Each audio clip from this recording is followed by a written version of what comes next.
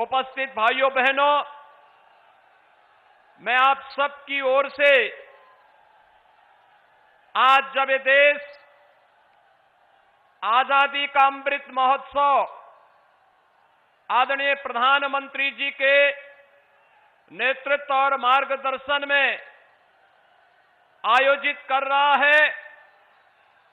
आजादी के इस अमृत महोत्सव पर देश के प्रथम स्वातंत्र समर में क्रांति का बिगुल फूंकने वाली क्रांति धरा मेरठ में आज आदरणीय प्रधानमंत्री जी के आगमन पर आप सभी भाइयों बहनों की ओर से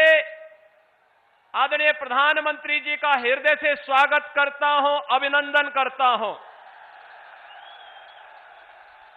भाइयों बहनों, हम सब जानते हैं कि आदरणीय प्रधानमंत्री जी का आप सबके प्रति स्नेह और आत्मीयता किस कदर है कि विजिबिलिटी कम होने के बावजूद भी दिल्ली से सड़क मार्ग से आकर के 1857 की प्रथम स्वातंत्र की भूमि मेरठ की भूमि को प्रणाम करने, बाबा ओघड़नाथ की भूमि का भगवान शिव का अभिषेक करने, क्रांतिकारियों के स्मारक शहीद स्मारक पर पुष्पांजलि करने के बाद अब यहां पर उत्तर प्रदेश के पहले स्पोर्ट्स यूनिवर्सिटी का शिलान्यास करने के लिए आदरणीय प्रधानमंत्री जी हम सबके बीच में पधारे हैं। भाइयों बहनों, मैं आभारी हूं आदरणीय प्रधानमंत्री जी का कि उन्होंने देश के सर्वोच्च खेल पुरस्कार खेल रत्न का नाम हॉकी के जादूगर कहे जाने वाले मेजर ध्यानचंद जी के नाम पर रखा। और आज जिस विश्वविद्यालय का शिलान्यास आदरणीय प्रधानमंत्री जी के कर कमलों से हो रहा है, इस प्रदेश के पहले स्पोर्ट्स यूनिवर्सिटी का नामकरण भी मेजर ध्यानचंद जी के नाम पर होने जा रहा है। मैं इस अवसर पर आदरणीय प्रधानमंत्री जी का हृदय से अभिनंदन करता हूं, स्वागत करता हूं। भाइयों बहनों, देश का विगत 7-7.5 वर्षों के दौरान हर एक क्षेत्र में विकास हुआ है। जीवन के प्रत्येक क्षेत्र में भारत ने नया कीर्तिमान स्थापित किया है। खेलो इंडिया खेलों के माध्यम से देश की खेल प्रतिभाओं को आगे बढ़ाने के लिए जिस प्रकार का एक नई प्रेरणा आदरणीय प्रधानमंत्री जी ने देश के युवाओं के अंदर भरा है, वो अभूतपूर्व है, अभिनंदनीय है। और उसका परिणाम हमें अंतर्राष्ट्रीय प्रतिस्पर्धा के साथ ही अभी विगत वर्ष टोक्यो ओलंपिक और टोक्यो पैरालंपिक में देखने को प्राप्त हुआ, जब भारत के खिलाड़ियों ने सबसे बड़ा जत्था भारत का ओलंपिक में तो गया ही, पहली बार इतने मेडल भारत के खिलाड़ियों ने जीते और प्रधानमंत्री जी ने हर एक खिलाड़ी के साथ व्यक्तिगत संवाद स्थापित करते हुए उन्हें हर स्तर पर प्रोत्साहित किया, उन्हें सम्मानित किया। और आज जब हम लोग मेरठ में इस खेल विश्वविद्यालय की स्थापना कर रहे हैं, इसके पीछे भी कारण है, क्योंकि अभी हाल ही में आपने देखा होगा आदरणीय प्रधानमंत्री जी के मार्गदर्शन में सांसद खेल प्रतिस्पर्धा देश के हर संसदीय क्षेत्र में हुआ। ग्रामीण स्तर से लेकर के जनपद स्तर तक हजारों खिलाड़ी एक एक संसदीय क्षेत्र में अलग अलग खेलों में उन्होंने अपने आप को आगे बढ़ाने का एक अवसर देखा। अभूतपूर्व सफलता उसके माध्यम से भी प्राप्त हुई। और मेरठ और पश्चिमी उत्तर प्रदेश का हमारा ये क्षेत्र तो इस दृष्टि से अत्यंत समृद्धशाली रहा है। मेरठ में एक जनपद एक उत्पाद के तहत जो प्रदेश सरकार ने जिस एक उत्पाद को रखा था मेरठ के लिए, वह स्पोर्ट्स आइटम को ही रखा था। और स्पोर्ट्स आइटम के कारण देश ही नहीं, दुनिया के तमाम उत्कृष्ट खिलाड़ी मेरठ में बने हुई स्पोर्ट्स आइटम का उपयोग करते हैं। और इसीलिए यह स्पोर्ट्स यूनिवर्सिटी मेरठ में देकर के एक स्वस्थ स्पर्धा को आगे बढ़ाने की दिशा में राज्य सरकार ने जो कदम बढ़ाए हैं, इसके पीछे भी आदरणीय प्रधानमंत्री जी की मार्गदर्शन, उनकी प्रेरणा है। और आज वही प्रेरणा इस खेल विश्वविद्यालय के शिलान्यास के अवसर पर आदरणीय प्रधानमंत्री जी का हम सबको प्राप्त होने जा रहा है। मैं आज के इस अवसर पर जब प्रदेश भर के खिलाड़ी यहां पर आदरणीय प्रधानमंत्री जी की प्रेरणा प्राप्त करने के लिए यहां पर उपस्थित हुए हैं, उत्तर प्रदेश सरकार ने उत्तर प्रदेश में एकलव्य क्रीड़ा कोष की भी स्थापना की है, जो खिलाड़ियों के लिए न केवल राष्ट्रीय और अंतर्राष्ट्रीय प्रतिस्पर्धाओं के लिए योग्य प्रशिक्षण और कोचिंग की व्यवस्था करेगा, बल्कि उन्हें फेलोशिप देने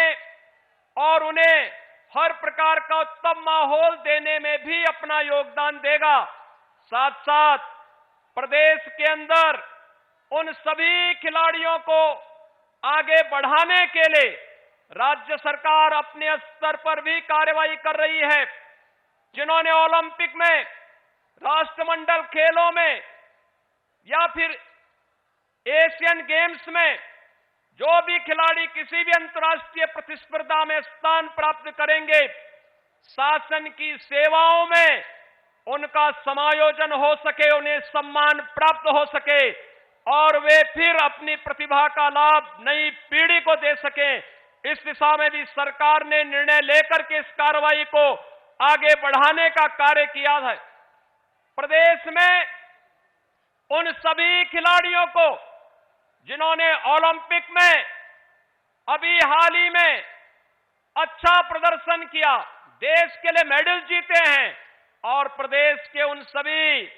ओलंपिक वीरों को जिन्होंने ओलंपिक में प्रतिभाग भी किया है, उन्हें मेरठ में पैरालंपिक के खिलाड़ियों को और लखनऊ में ओलंपिक में प्रतिभाग करने वाले और मेडल प्राप्त करने वाले खिलाड़ियों का विशाल सम्मान समारोह भी आयोजित करके उन्हें सम्मानित करने का कार्य किया है। आज प्रदेश के अंदर खेल प्रतिस्पर्धाओं को आगे बढ़ाने की दिशा में प्रदेश सरकार ने अनेक कदम बढ़ाए हैं, जिसमें हर गांव में खेल का मैदान, ओपन जिम का निर्माण, हर जनपद में स्टेडियम, मिनी स्टेडियम और तमाम अन्य खेलों को प्रोत्साहित करने वाले कार्यक्रम हो। इसके लिए राज्य सरकार उस प्रकार की सुविधाओं को आगे बढ़ाने का कार्य कर रही है और भारत सरकार का सहयोग इन सभी कार्यक्रमों में राज्य सरकार को भरपूर प्राप्त हो रहा है। राज्य सरकार ने तमाम अन्य अंतर्राष्ट्रीय प्रतिस्पर्धाओं में स्थान प्राप्त करने वाले खिलाड़ियों को, ओलंपिक में पदक प्राप्त करने वाले खिलाड़ी एकल वर्ग में स्वर्ण पदक पर 6 करोड़, रजत पदक पर 4 करोड़, कांस्य पदक पर 2 करोड़ रुपए, टीम गेम्स में स्वर्ण पदक पर 3 करोड़, रजत पदक पर 2 करोड़ और कांस्य पदक पर 1 करोड़ रुपए का पुरस्कार राज्य सरकार अपने खिलाड़ियों को प्रदान करता है। इसी प्रकार से कॉमनवेल्थ, एशियन गेम्स में भी राज्य सरकार उन खिलाड़ियों को प्रोत्साहित करती है, आगे बढ़ाने का कार्य कर रही है। आज हम सब जब यहां पर आदरणीय प्रधानमंत्री जी का मार्गदर्शन प्राप्त करने के लिए उपस्थित हुए हैं, भाइयों बहनों, ये पश्चिमी उत्तर प्रदेश अपनी ऊर्जा के लिए, अपनी प्रतिभा के लिए जाना जाता है। यहां का किसान और यहां का जवान सदैव न केवल राष्ट्र की सेवा के लिए बल्कि अन्न उत्पादन में भी अपना योगदान दिया है। हर प्रकार से भूमि उर्वरा भूमि रही है, हजारों वर्षों का इसका अपना इतिहास है। लेकिन पिछली सरकारों के समय में जिस प्रकार की विसंगतियां पैदा हुई थी, यहां पर आस्था के साथ खिलवाड़ हुआ था, बहन बेटियों की सुरक्षा के साथ खिलवाड़ हुआ था, दंगों की एक श्रृंखला के माध्यम से यहां के युवाओं के भविष्य के साथ खिलवाड़ करने का प्रयास हुआ था। लेकिन अब आज जब प्रदेश में प्रधानमंत्री मोदी जी के आह्वान पर भारतीय जनता पार्टी की सरकार 2017 में आई, प्रदेश में दंगे बंद हुए। जिस कावड़ यात्रा को रोक दिया गया था, वह कावड़ यात्रा फिर से प्रारंभ हो चुकी है। और यही नहीं, अब यहां पर सुरक्षा, बहन बेटियों की सुरक्षा के लिए कोई खतरा नहीं बन सकता, क्योंकि दंगाइयों को भी और सुरक्षा के लिए भी खतरा बने हुए तत्वों को मालूम है कि अगर वे सुरक्षा के लिए खतरा बनेंगे तो उन्हीं के लिए वह खतरा वापस रिटर्न होता हुआ दिखाई देगा। आज के इस अवसर पर एक बार फिर से मैं आदरणीय प्रधानमंत्री जी का खेल उत्तर प्रदेश के इस पहले स्पोर्ट्स विश्वविद्यालय के शिलान्यास कार्यक्रम के अवसर पर आदरणीय प्रधानमंत्री जी का आप सभी भाइयों बहनों की ओर से, उत्तर प्रदेश से आए हुए सभी खिलाड़ियों की ओर से हृदय से स्वागत करता हूं, अभिनंदन करता हूं। धन्यवाद। जय हिंद, जय जय श्री राम। नमस्कार, मैं हूं मानक गुप्ता। अगर आपको हमारा ये वीडियो पसंद आया हो तो इसे लाइक और शेयर जरूर करें, और हां, हमें सब्सक्राइब और फॉलो करना ना भूलें, ताकि आप देश और दुनिया की कोई खबर मिस ना करें। तो जुड़े रहिए हमारे साथ और देखते रहिए News 24।